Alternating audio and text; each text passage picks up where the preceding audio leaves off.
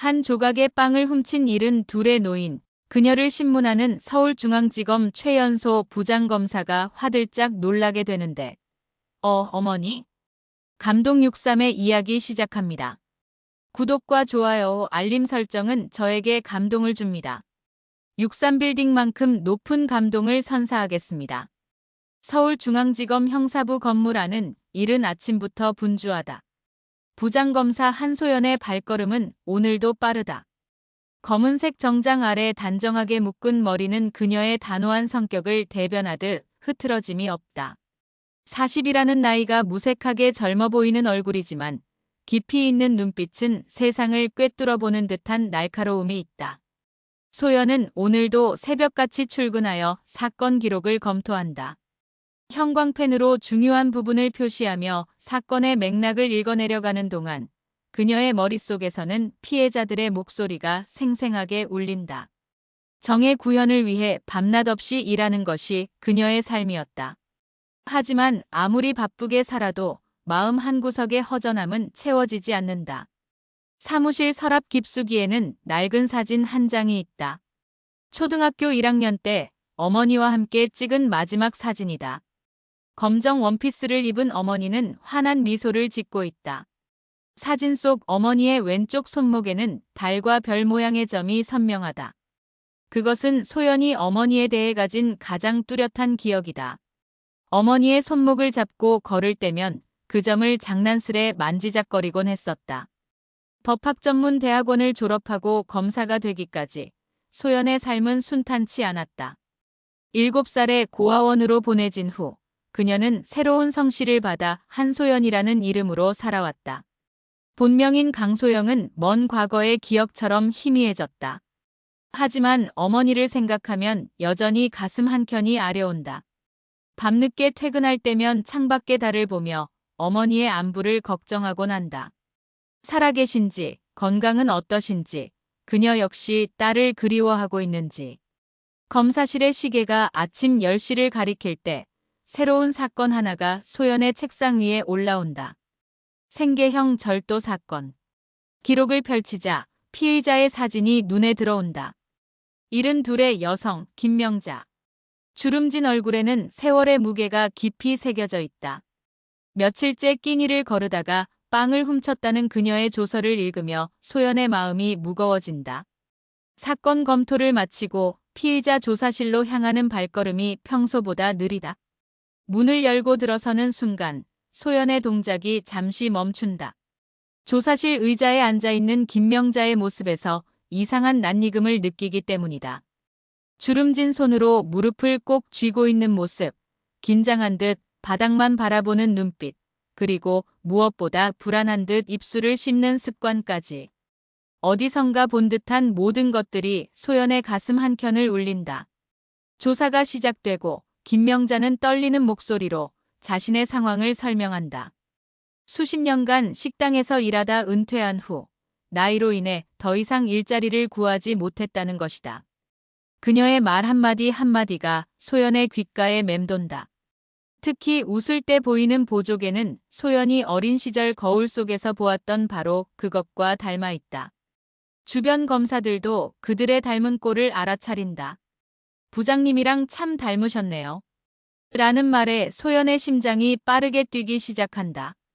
평소라면 신속하게 마무리했을 조사가 유난히 길어진다. 소연은 계속해서 김명자의 이야기를 듣고 싶어진다.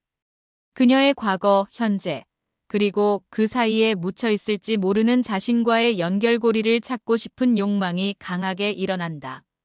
하지만 검사로서의 직무는 그녀의 감정적인 흔들림을 허락하지 않는다. 소연은 최대한 담담한 목소리를 유지하려 애쓴다. 소연은 김명자의 사건 기록을 며칠째 들여다보고 있다. 빵 한 개를 훔친 단순 절도 사건을 이토록 오래 검토한 적은 없었다. 그녀는 자신의 마음 한켠에서 들려오는 이상한 떨림을 무시할 수가 없다. 피의자와의 세 번째 면담이 끝나고 소연은 결국 김명자의 지문을 확인하기 시작한다. 서랍 깊숙이 보관된 오래된 사진 속 어머니의 지문과 대조해보지만 세월의 흔적으로 인해 정확한 비교가 불가능하다. 초조함이 커져가던 그때 우연히 발견한 것은 김명자의 왼쪽 손목이었다. 소매가 살짝 걷히는 순간 그녀의 시선이 그곳에 멈춘다. 달과 별 모양의 점. 숨이 멎는 것 같은 느낌이 온몸을 휘감는다. 어린 시절 수없이 만지작거렸던 그 특별한 모양의 점이 그곳에 있었다. 순간 소연의 손이 떨리기 시작한다. 책상 위의 서류들이 흐트러지고 평소의 냉철한 판단력이 흔들린다. 며칠 밤을 뒤척이다 결심을 한다. DNA 검사를 해야 한다. 하지만 검사로서의 위치와 권한을 사적으로 남용하는 것은 그녀의 원칙에 어긋난다. 고민 끝에 그녀는 민간 유전자 검사 기관을 찾아간다. 퇴근 후 늦은 저녁 검은 마스크와 모자로 얼굴을 가린 채 연구소를 방문한다. 지난 면담에서 몰래 채취한 김명자의 머리카락을 꺼내며 그녀의 손이 떨린다. 자신의 구강 상피 세포와 함께 밀봉된 봉투에 담아 제출한다. 검사 결과가 나오기까지 일주일. 그 시간은 소연에게 영원과도 같았다. 평소에 날카로운 업무 처리가 둔해지고 밤마다 어린 시절의 기억이 꿈속에서 물밀듯이 밀려온다. 어머니의 손을 잡고 걷던 순간들, 목에 걸어주던 목걸이의 감촉, 등하교 길에 사주시던 붕어빵의 따뜻한 온기까지. 잊고 있었던 기억들이 선명하게 떠오른다.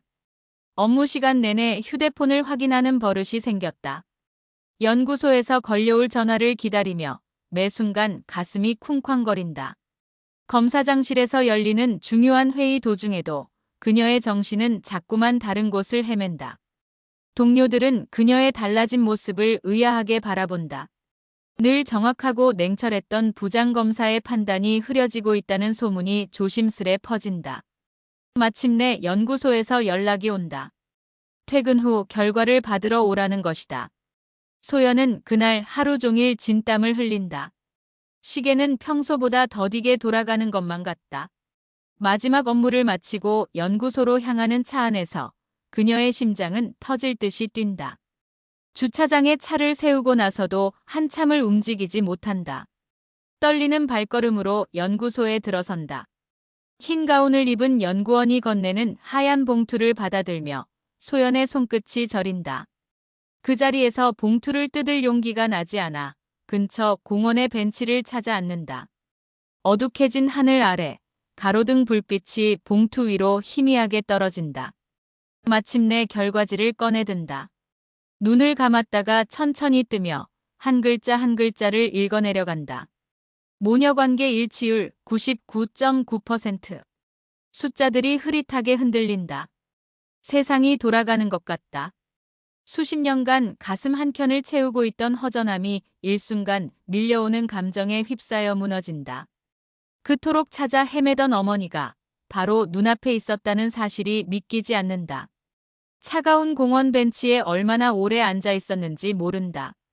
가로등 불빛 아래서 소연은 같은 문장을 수십 번 읽어본다. 모녀관계 일치율 99.9%. 숫자들이 흐려질 때마다 눈물을 훔치고 다시 본다. 35년의 시간이 한 장의 종이 위에서 무너진다. 그동안 가슴속에 담아두었던 그리움이 온몸을 휘감는다. 새벽 1시가 되어서야 겨우 집으로 돌아온다. 소연은 침대에 누워 천장을 바라본다. 어머니의 얼굴이 자꾸만 떠오른다. 처음 조사실에서 마주쳤을 때의 그 낯익은 느낌, 보조개, 손짓, 말투, 모든 것이 이제는 선명한 이유를 가진다. 잠을 이루지 못한 채 새벽을 맞이한다. 다음 날 평소와 다름없이 출근한다. 하지만 모든 것이 달라 보인다. 사무실 창밖으로 보이는 도시의 풍경도, 익숙한 커피 향도, 책상 위에 쌓인 서류들도 모두 다르게 느껴진다. 어제까지는 단순 절도 사건이었던 서류 처리, 이제는 그녀의 운명이 담긴 소중한 기록이 되어 있다. 동료들은 평소와 다른 그녀의 모습을 눈치챈다. 늘 단정했던 머리가 살짝 흐트러져 있고 날카롭던 눈빛이 조금은 부드러워졌다. 사건 관계자와의 면담도 평소보다 더 오래 걸린다. 모든 것이 어머니와 관련된 일처럼 느껴져 집중하기가 힘들다. 점심시간 소연은 혼자 옥상에 올라가 하늘을 본다. 어머니에게 진실을 어떻게 전해야 할지 고민한다. 갑작스러운 진실이 어머니에게 큰 충격이 되진 않을까. 이미 지나간 시간들을 어떻게 만회해야 할지. 수많은 걱정이 머릿속을 맴돈다. 오후 면담 시간, 김명자는 평소와 같이 조용히 조사실에 들어선다. 하지만 소연의 눈에는 모든 것이 다르다. 어머니의 주름진 손, 지친 눈가, 희끗한 머리카락 하나하나가 가슴을 저미듯 아프게 다가온다. 딸의 마음을 숨긴 채 검사로서의 질문을 이어가는 것이 이토록 힘들 줄 몰랐다. 면담이 끝나갈 무렵 소연은 결심을 한다. 서랍에서 DNA 검사 결과지를 꺼내든다. 손이 떨린다. 목소리를 가다듬으려 하지만 쉽지 않다. 김명자 씨, 잠시만 이것을 봐주시겠습니까? 떨리는 손으로 결과지를 내민다. 김명자는 의아한 표정으로 서류를 받아든다. 서류를 읽어내려가는 어머니의 얼굴이 순간순간 변한다. 놀람, 혼란, 당혹감, 그리고 마침내 깨달음이 스치고 지나간다. 마지막 문장을 읽을 때쯤 어머니의 눈에서 굵은 눈물이 떨어진다. 소연도 더는 참을 수 없다. 어머니, 맞으시죠? 떨리는 목소리로 묻는다. 침묵이 흐른다. 시간이 멈춘 것만 같다. 조사실의 차가운 공기 속에서 오직 둘의 숨소리만이 들린다. 마침내 김명자가 고개를 든다. 그녀의 눈에서는 멈출 줄 모르는 눈물이 흘러내린다. 천천히, 아주 천천히 고개를 끄덕인다. 소연아.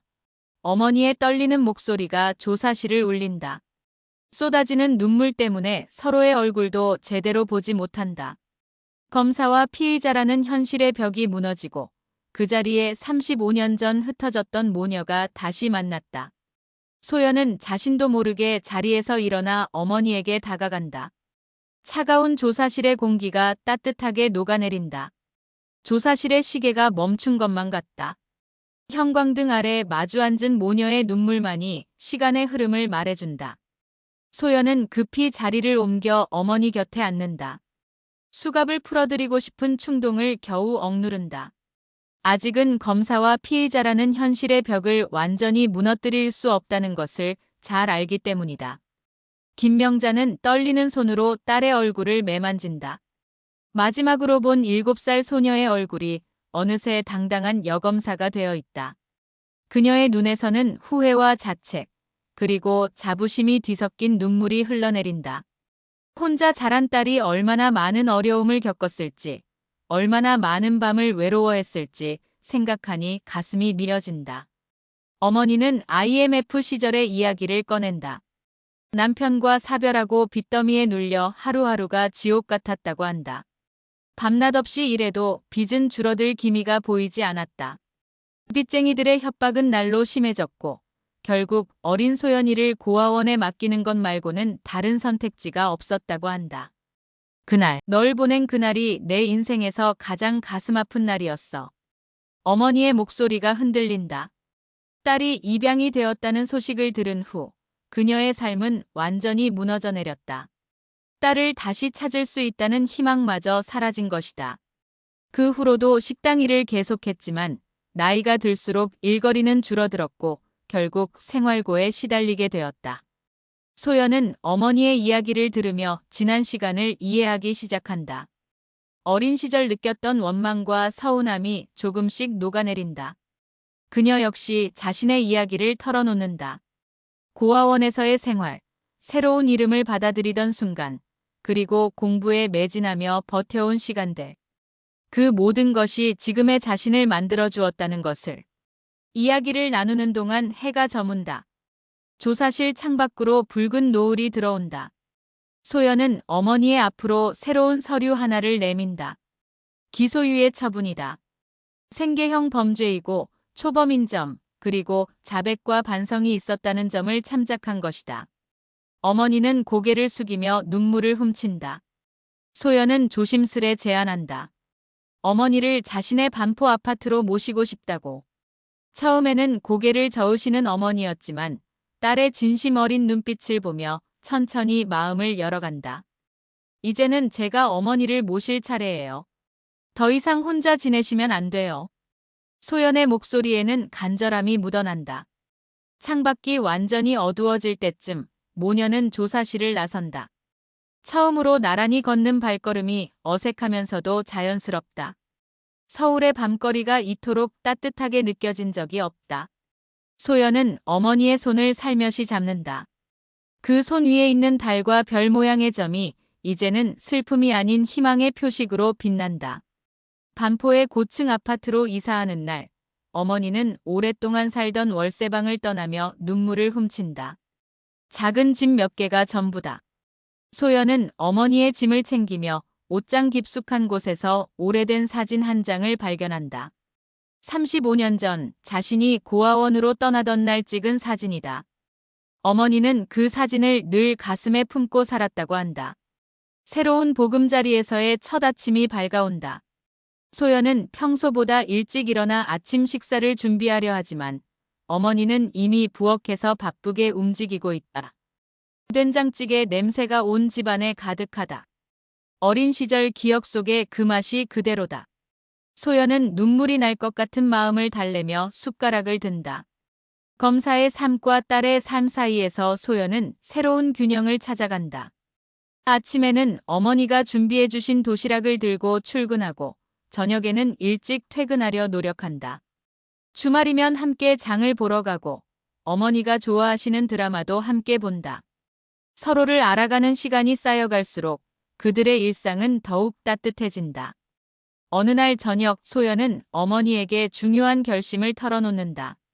이제부터는 한소연이 아닌 본래의 이름 강소연으로 살아가고 싶다고. 어머니는 그 말을 듣자마자 오랫동안 참았던 눈물을 터뜨린다. 소연은 어머니의 손을 꼭 잡는다. 이제는 더 이상 숨기지 않아도 된다. 자신의 뿌리를 당당히 드러내며 살아가기로 한다. 변화는 서서히 찾아온다. 어머니의 얼굴에 화색이 돌고 소연의 표정도 한결 부드러워진다. 사무실 동료들은 부장검사의 달라진 모습에 놀란다. 늘 날카롭던 그녀가 이제는 피의자들의 사연에 더 귀 기울이고 그들의 아픔을 이해하려 노력한다. 특히 생계형 범죄의 경우 그들의 환경과 상황을 더욱 세심하게 살피게 된다. 어느 휴일, 모녀는 35년 전 마지막으로 함께 찍었던 그 사진관을 찾아간다. 그곳은 이제 편의점으로 바뀌어 있지만 거리의 풍경은 크게 달라지지 않았다. 근처 공원 벤치에 나란히 앉아 새로운 사진을 찍는다. 어머니의 왼쪽 손목에 있는 달과 별 모양의 점이 햇살에 반짝인다. 소연은 옛 모습을 완전히 지우지 않기로 한다. 한소연이라는 이름으로 살았던 시간들도 모두 자신을 만든 소중한 조각들이기 때문이다. 다만 이제는 강소연이라는 본래의 이름을 되찾아 두 개의 이름이 만들어낸 자신만의 이야기를 써내려가기로 한다. 퇴근 후의 일상이 달콤하다. 어머니와 함께 저녁을 먹고 드라마를 보고 서로의 하루를 나누는 시간들. 때로는 말없이 서로를 바라보기만 해도 행복하다. 잃어버린 35년의 시간은 돌아오지 않지만 앞으로의 시간은 그들의 것이다. 소연은 매일 밤 잠들기 전 어머니의 방을 살며시 들여다본다. 편안히 잠든 어머니의 모습을 보며 감사의 기도를 올린다. 이제 그들에게는 새로운 꿈이 생겼다. 언젠가 어머니가 그토록 사랑하는 요리로 작은 식당을 열어드리는 것. 그때까지 소연은 더욱 열심히 살아갈 것이다. 검사로서 그리고 딸로서. 35년의 긴 기다림 끝에 찾은 서로를 더 이상 놓치지 않을 것이다. 감동63의 긴 이야기 들어주셔서 감사합니다. 구독과 좋아요, 알림 설정은 저에게 감동을 줍니다. 늘 감동이 가득한 나날 되시길 바라겠습니다. 63빌딩만큼 감동이 높은 새로운 이야기로 다시 돌아오겠습니다.